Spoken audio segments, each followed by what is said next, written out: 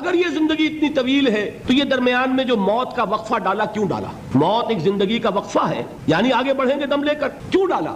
इसलिए कि एक हिस्सा तुम्हारी जिंदगी का एक इम्तिहानी वक्फा बना दिया जाए। खलक़ल मौत वल हयात लियब्लुवकुम अय्युकुम अहसनु अमला।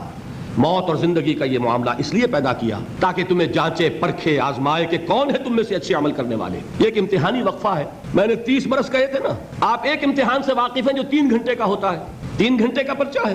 वो सिर्फ फर्क क्या है? वो क्वांटिटेटिव डिफरेंस है, क्वालिटेटिव डिफरेंस नहीं है। 3 घंटे का पर्चा और 30 बरस का पर्चा है जो मैं और आप लिख रहे हैं अपने आमाल से, अपने अफआल से, अपने अक़वाल से। ये जो खलक़ल मौत वल हयात लियब्लुवकुम अय्युकुम अहसनु अमला और हयात इंसानी का ये तूल, तू इसे पैमाना-ए इमरोज़ो फरदा से न नाप।